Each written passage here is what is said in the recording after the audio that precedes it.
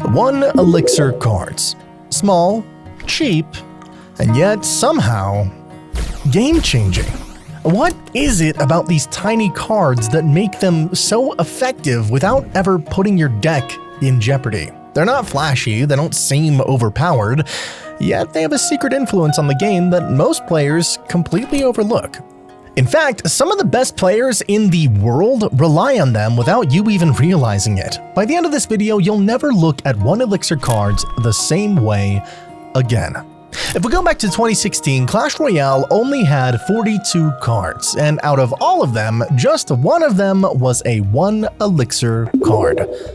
Skeletons. This meant that decks were generally more expensive, and managing Elixir efficiently was a much bigger challenge. There were no quick cycle tricks, no cheap defensive resets, players had to kinda work with what they had. Back then, seeing a deck without skeletons was completely normal, and in many cases, players had no real reason to run them. But as the game evolved, something changed. Players had started to realize that using cheaper cards allowed them to get back to their win condition faster. Skeletons, being the only 1 Elixir card, were great for this, but this wasn't the only reason they were good. Now, looking at their stats, it obviously wasn't their hit points or damage either. It was because they kept troops busy.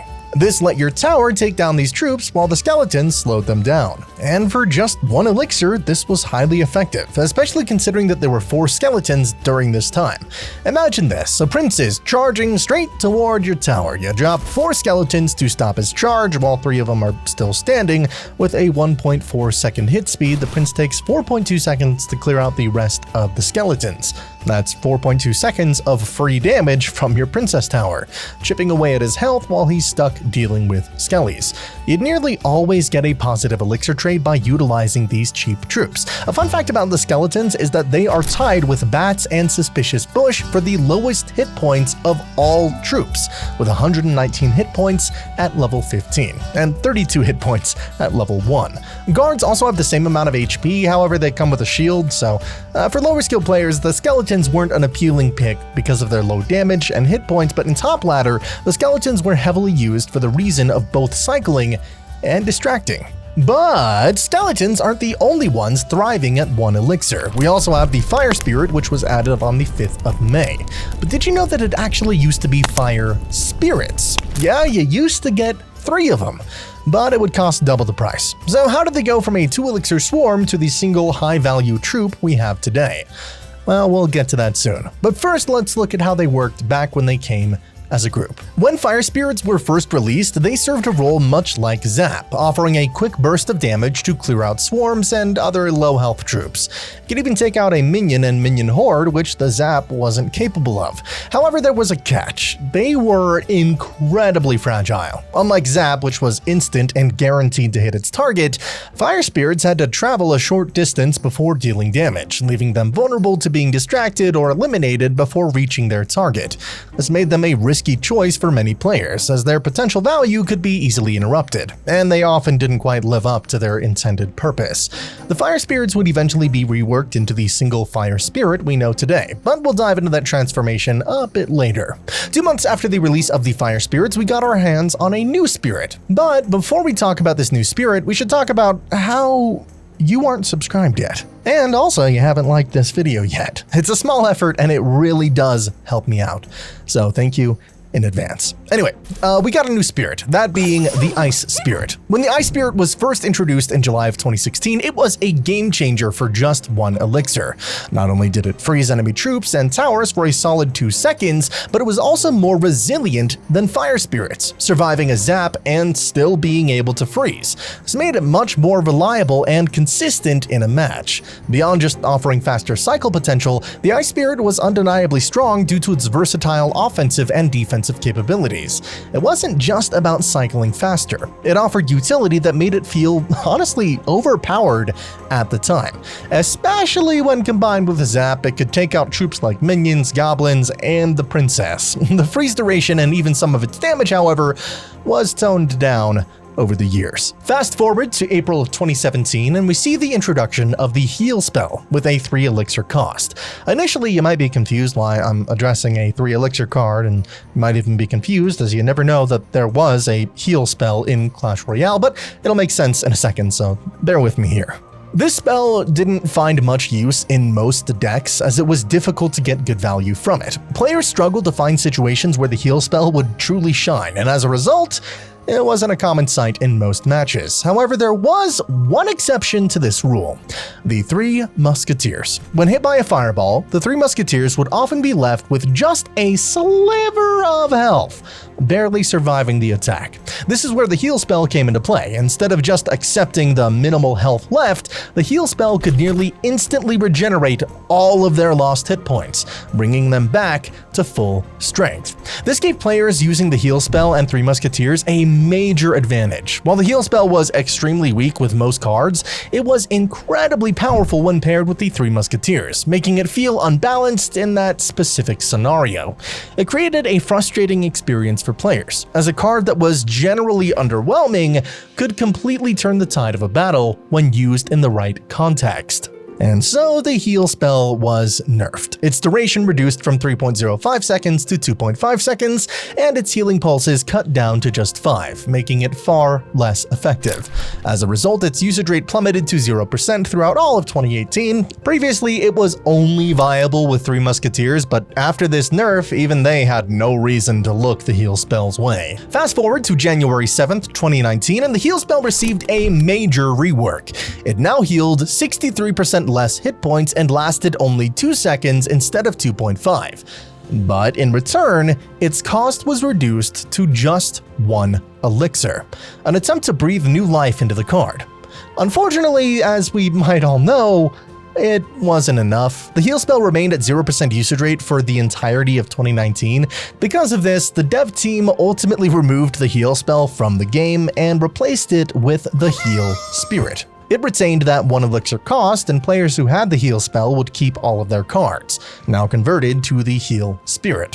Functionally, the heal spirit worked similarly to the ice spirit, but instead of freezing enemies, it jumped onto an enemy troop and healed allies in its radius. By the way, did you know that they actually teased the heal spirit when they announced the heal spell's removal?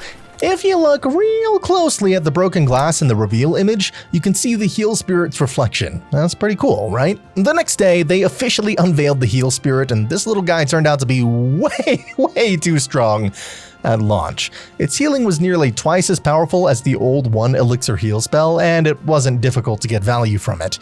That said, the ice spirit often had more utility, especially on defense, as its freeze effect could make enemy troops retarget, giving a strategic edge in many situations. But by the end of 2020, the Ice Spirit faced some serious competition. In mid-October, Supercell revealed the Electro Spirit, a card that functioned almost identically to the Ice Spirit. Both had the same hit points, a jumping attack, and the ability to reset enemy troops. The Ice Spirit froze them in place for 1.3 seconds, and the Electro Spirit for 0.5. That clearly makes the Ice Spirit the better option, right? Well, there was one key difference, a game-changing ability that sets the Electro Spirit apart: Chain Lightning. Instead of affecting just one unit, the Electro Spirit's attack could jump between multiple targets, hitting up to 9 enemies in a single zap. That made it incredibly useful for swarming scenarios, clearing out skeletons and bats, and even stunning multiple enemy troops at once. Because of this chaining mechanic, the Electro Spirit became a powerful cycle card, often preferred over the Ice Spirit in decks that relied on chip damage and crowd control. It also was a more reliable card to hit and reset an Inferno Tower, as it would chain from one troop onto another until it reached the Inferno Tower pretty inevitably. However, the Ice Spirit still held its ground, offering a longer freeze duration that could buy more time on defense and even force enemy troops to retarget, making it invaluable in certain matchups. Despite their similarities, both spirits carved out unique roles in the game. The Ice Spirit remained a strong defensive option for stalling pushes, while the Electro Spirit thrived in support decks as it simply was more reliable at clearing out swarms of bats or skeletons. Both cards had their strengths, and ultimately the choice came down to playstyle and personal preference, which honestly is such a good indication of things being balanced. And while players were busy choosing between the Electro Spirit and Ice Spirit, the dev team was cooking up another rework. This time, it was the Fire Spirit that got a complete overhaul. On July 6th, 2021, the Summer 2021 update drastically reworked the Fire Spirit, making it a single, more powerful unit instead of a trio. The cost was reduced to 1 Elixir from 2, and its unit count was decreased from 3 to 1. However, to compensate, its hit points were increased by 109%, its damage was buffed by 6%, and its attack range was extended to 2.5 tiles from 2. Additionally, its area radius was expanded to 2.5 tiles from 1.7, making it significantly more effective at hitting multiple enemies. It could even fully counter a goblin barrel. With these changes, the Fire Spirit became much stronger, trading its former multi-unit spam for a single high-impact leap.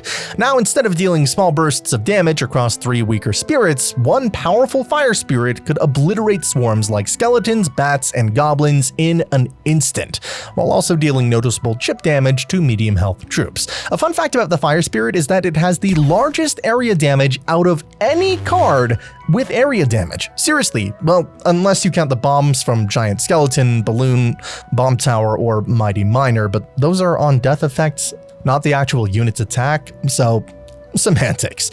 The furnace was also adjusted because of the Fire Spirit rework, now spawning 1 Fire Spirit at a time instead of 2. While this slightly reduced the furnace's overall pressure, it ensured that each spawned Fire Spirit was a real threat.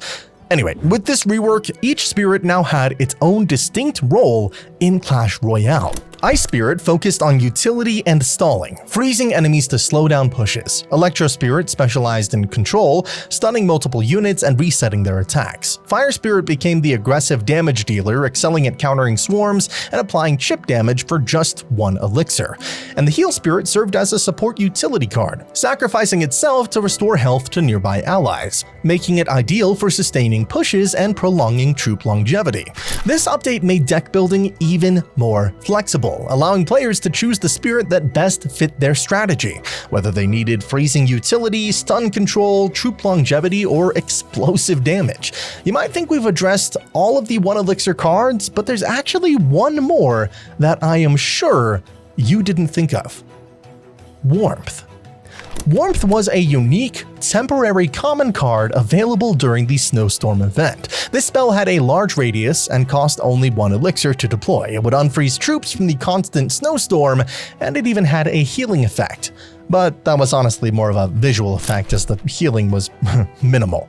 A key strategy involves casting it on buildings, especially spawners, to prevent their troops from losing waves due to freezing. A good strategy with this card and game mode is purposefully not unfreezing your troops to make a big, huge push that becomes unstoppable.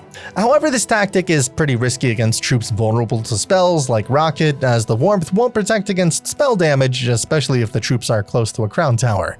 And it can also be countered by units like the Magic Archer, whose piercing attacks can bypass frozen troops and deal free damage to the crown tower. Ultimately, the Warmth's low elixir cost makes it a great tool for quickly rotating through your deck, enabling faster access to stronger cards for your push. But it was clearly a gimmick made specifically for this game mode. Alright, now that we have covered all of the 1 Elixir cards, let's dive into what really makes them so powerful, especially in recent years. Something we can now agree on are the key components that make 1 Elixir cards so strong. Let's go over them one by one, starting with cycling. 1 Elixir cards let you cycle through your deck incredibly quickly, helping you get to your win conditions or key defensive cards faster. Next is them being low risk. They're obviously cheap to play, so even if you don't perform perfectly, you're not losing much elixir, making them a safe choice to use frequently. Choosing a rocket to defend a balloon and missing it, well, that can make you lose your whole game. Following that, they've got really good stats for their cost. This one is a bit similar to the previous one, but still worth mentioning. These cards often provide just enough value for their cost, whether it's damage, defense, or utility, without breaking the bank, which makes them efficient in almost every use case. And finally, pressure. Because they're cheap and versatile, they allow you to apply consistent pressure on your opponent without overcommitting on elixir, forcing them to respond quickly.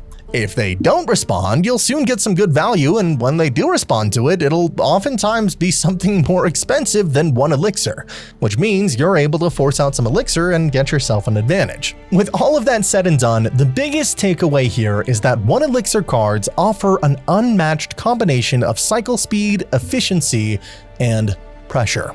Their low cost allows you to cycle key cards faster, defend with minimal risk, and constantly force elixir trades in your favor. Even though they aren't individually strong, their ability to disrupt the opponent and maintain control of the game makes them invaluable. If we take a look at the skeletons, Ice Spirit, Fire, and Heal Spirit, we can see that they've been all nerfed a lot, and they're still extremely viable. The Heal spell, sure, is a bit more niche, but certainly not a bad card. It's just that it'll often be substituted for one of the other spirits. So while we're on the topic, let's take a look at all of those nerfs. The Ice Spirit has been nerfed a total of 4 times, its freeze duration was nerfed 3 times, and its damage was nerfed twice. Despite this, it has remained a meta staple for years, and if we look at skeletons, we can see that they've had their count reduced from 4 to 3, then briefly back to 4, before ultimately settling at 3 again in 2017. Yet with just 3 skeletons, they've remained incredibly strong. Just look at their impact in 2.6 Hog Cycle, one of the most iconic decks in Clash Royale history. The Heal Spirit was nerfed quite a bit too, and it's still not terrible. Its healing radius was reduced, then its healing effect was decreased, and after that, its damage was nerfed by 69%. Nice. A few months after its damage was increased, but its healing radius got nerfed yet again. Despite these nerfs, the Heal Spirit isn't bad. It's just that people prefer the other spirits. Speaking of other spirits, the Fire Spirit. After its rework from 3 units down to 1, its area radius was reduced from 2.5 tiles down to 2.3. This was a pretty substantial nerf, as prior to this nerf, one single Fire Spirit could completely shut down a Goblin Barrel. But the nerfs weren't done yet. His jumping range went down from 2.5 tiles to 2, and eventually his damage was nerfed by 9% as well. And once again, despite all of these nerfs, the Fire Spirit remained an incredibly strong card. And then there's the Electro Spirit, which is honestly perfectly balanced. Since its release in 2020, it's never been nerfed, buffed, or reworked. They did good on that one. Now, I'm sure it's pretty obvious why these 1 elixir cards are so good, but there was one update in particular that made them so much stronger without directly buffing them. I'm of course talking about the evolution update. Now, I'm not yet talking about the skeleton evolution. I will get to that in a moment. I'm talking about the way evolutions work. Evolutions allow certain cards to become more powerful versions of themselves after a certain number of cycles. Cycles being the amount of times the original card must be deployed into the arena to obtain the card evolution. For instance, if a cycle requires 2 cycles to evolve, every third of that card would be its card evolution. This can be tracked as once you deploy a card, a diamond above the card art will be filled in the next time the card comes into your hand. Now, evolutions aren't really the most balanced thing inside of Clash Royale, and when I say they aren't really, I mean, well, they really aren't. And as I've just explained, the way evolutions work is through cycling them. You might see where I'm going with this. 1 elixir cards have been even stronger due to the added benefit of allowing you to get back to your overpowered evolution even faster. Ever since evolutions were added to the game, cheaper cards have gotten an everlasting buff. Cycle decks have become extremely strong because they gave access to the strong evolutions very quickly. Maybe this was even the reason the Dagger Duchess got added to the game, as she is great with dealing with cycle decks. As long as the way you play evolutions remains unchanged, 1 elixir cards will always be extremely valuable for that reason alone. I mean, let's take a look at Ken. Every time a new strong evolution comes out, he cooks up a deck that has pretty much no real defense or anything a normal deck would have. He puts the cheapest cards in the deck and then plays the evolution. Mirror spell, and we're gonna spell out victory. Let's spell it together. V-I-C-T-O-R. This allows him to play the evolution as frequently as possible, and it works surprisingly well. Now, he of course isn't playing super competitive, but at 9,000 trophies, people aren't that bad. And it clearly isn't the 1 Elixir cards doing all the damage and wreaking this havoc, it's the evolution. But without those 1 Elixir cards, this strategy just isn't possible. Even before evolutions where other cards were broken, 1 Elixir cards were essential to playing those cards more frequently. Look at Funk Meta, or when Mirror got a buff that allowed it to add 2 levels instead of 1. 1 Elixir cards were a must-have for those decks. But some of these 1 Elixir cards became so strong on their own that they started causing problems in the arena. Let's take a look at what the simple 1 Elixir skeletons were capable of after receiving an evolution.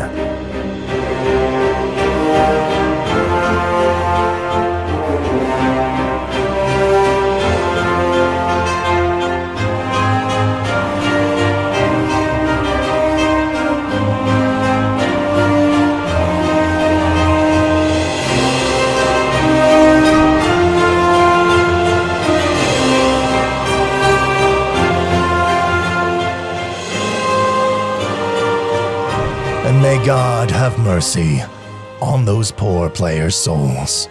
Yeah, the cheap cycle cards that helped you get your overpowered evolution became the overpowered evolution. At first, it was a tough decision. Did you really want to include a fragile yet devastating evolution like skeletons in your deck? Sure, they could provide insane value, but they were also easily wiped out by a simple log. Was that really worth giving up an evolved mortar or evolved royal giant for?